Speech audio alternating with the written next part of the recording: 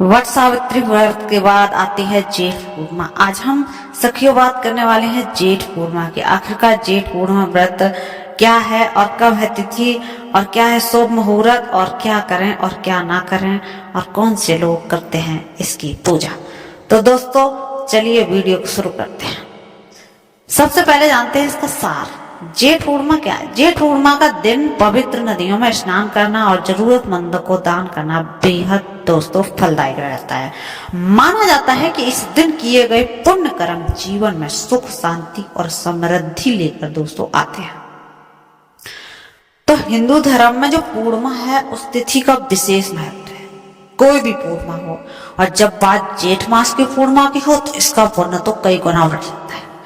दोस्तों जेठ पूर्णिमा के दिन पवित्र नदियों में स्नान करना और जरूरतमंद को दान करना बेहद फलदायक माना जाता है। इस दिन किए गए पुण्य कर्म जीवन में सुख शांति और समृद्धि दोस्तों लेकर आते हैं। खास तौर पर महिलाएं जो इस दिन वट वृक्ष की पूजा करती हैं, पेड़ के चारों ओर कच्चा धागा लपेट कर व्रत रखती हैं।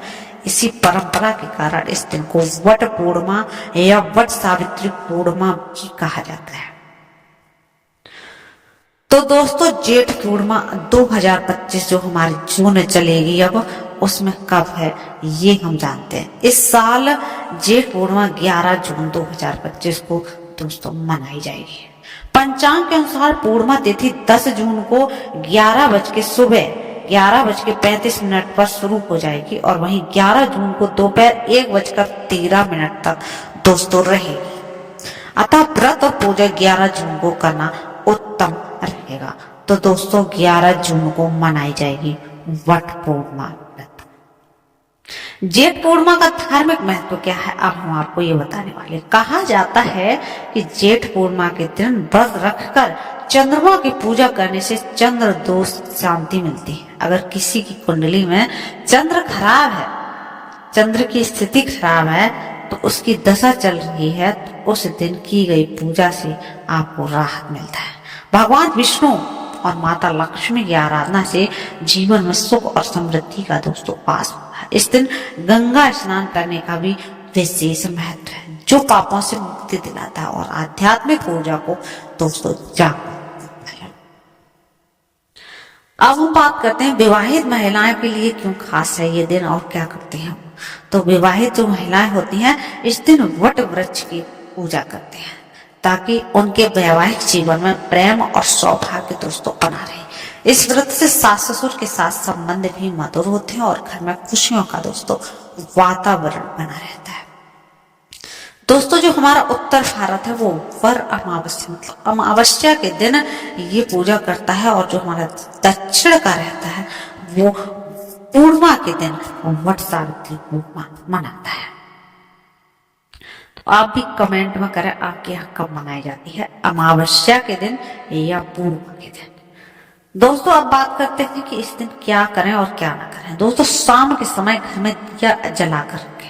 यदि घर में अंधकार रहता है तो माता लक्ष्मी घर में प्रवेश नहीं करते हैं।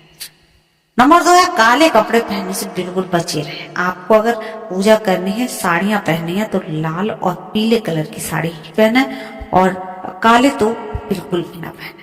ये नकारात्मक ऊर्जा को बढ़ावा दे सकते हैं। पूजा और दान में काले वस्त्र या काले सामान का प्रयोग भी ना करें ताकि राहु ग्रह के नकारात्मकता से बचा जा सके और चंद्रमा का प्रभाव शुभ बना रहे। तो आप किसी और कलर का उपयोग करें ना कि आप काले कलर का उसमें कोई उपयोग करें। दोस्तों अब हम आपको बताएंगे कि जब हम व्रत रखते हैं तो कौन सी कथा का हम श्रवण करते हैं या कहते हैं। दोस्तों इस कथा को कहने और सुनने वाले लोग उनकी जो मनोकामना रहती है अवश्य होती है। चलिए दोस्तों अब हम सुनाते हैं आपको कथा। प्रतिवर्ष जेठ माह की अमावस्या को उत्तर भारत की सुहागिन स्त्रियां द्वारा जेठ मास की पूर्णिमा को दक्षिण भारत की सुहागिन महिलाओं द्वारा वट सावित्री व्रत का पर्व दोस्तों मनाया जाता है। कहा जाता है कि वट वृक्ष की जड़ों से ब्रह्मा, तने भगवान विष्णु और डालियां व पत्तियों में भगवान शिव का निवास स्थान माना जाता है।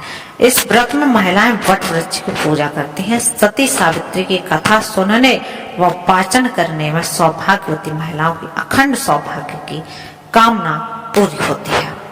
तो दोस्तों आज हम सुनाने वाले जा रहे हैं सत्यवान सावित्री की व्रत कथा। पौराणिक प्रमाणिक व प्रचलित वट सावित्री व्रत कथा के अनुसार सावित्री की पति जो थे वो अल्पायु थे। उसी समय देव ऋषि नारद आए और सावित्री से कहने लगे, तुम्हारा पति तो अल्पायु है, आप कोई दूसरा वर मांग लें। पर सावित्री ने कहा, मैं एक हिंदू नारी हूँ, पति को एक बार ही चुनती हूँ।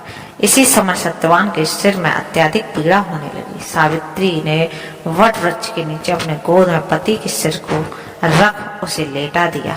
उसी समय सावित्री ने कहा, अनेक यमदूतों के साथ यमराज आ पहुंचे। सत्यवान के जीव को दक्षिण दिशा की ओर लेकर जा रहे थे। यह देख सावित्री भी यमराज के पीछे पीछे चलने लगी। उन्हें आता देख यमराज ने कहा कि हे पतिव्रता नारी, पृथ्वी तक ही पत्नी अपने पति का साथ देती है, अब तुम वापस लौट जाओ। इस बात पर सावित्री ने कहा, जहां मेरे पति रहेंगे मुझे उनके साथ ही रहना है, यही मेरा पत्नी धर्म है। सावित्री के मुख से यह सुन यमराज बड़े प्रसन्न हुए। उन्होंने सावित्री को वर मांगने को कहा और बोले, मैं तुम्हें 3 वर देता हूँ, बोलो तुम कौन कौन से 3 वर लोगी। तब सावित्री ने सास ससुर के लिए नेत्र ज्योति मांगी, ससुर का खोया हुआ राज्य वापस मांगा और अपने पति सत्यवान के 100 पुत्रों की मां बनने का वरदान मांग लिया। सावित्री के यह तीनों वरदान सुनने के बाद यमराज ने उसे आशीर्वाद दिया और कहा, तथास्तु ऐसा ही होगा। सावित्री पुनः उसी वट वृक्ष के पास लौट आई जहाँ सत्यवान मृत पड़ा था। सत्यवान के मृत शरीर में फिर से संचार हुआ।